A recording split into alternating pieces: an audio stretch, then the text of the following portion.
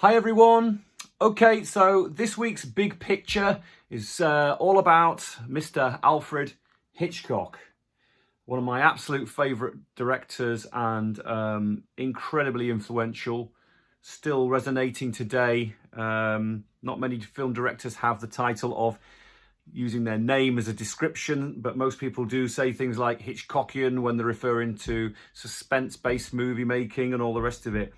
But there is so much about this chap and his work since the early years when he was working in London I think he used to make title cards for silent films, and then progressed into, making films of his own. I think his first breakthrough film was 1927, and he became a worldwide phenomenon even back then, to the point where David O. Selznick wanted Hitchcock to move over to America and take part in what was really essentially the height of the studio system, and where he made some extraordinary movies. But what a career! 6 decades before his death in 1979, I think he died, he made some of his greatest films in the latter half of his life.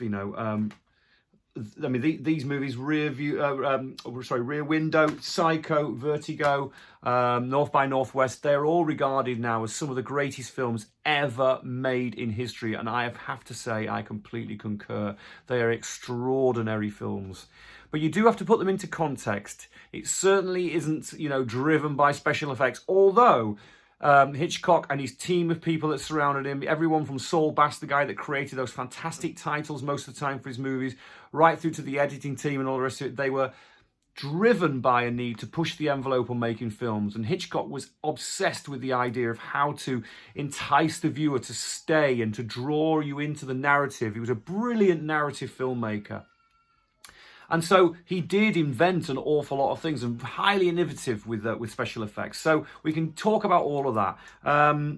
But I think there's also a lot of controversy about Hitchcock. He was often regarded as a misogynist and had a sort of unnatural obsession with a lot of his leading ladies, specifically the girls with blonde hair. So that's all quite interesting. I mean, it's obviously of the time, of course, but yeah, very, very interesting character, wonderful director. So join me on the Big Picture Film Club on Patreon, my Patreon site, Toby and the Whole Truth, where we can get into the ribs of this and have a right good old debate about it. Thanks a lot. See you there.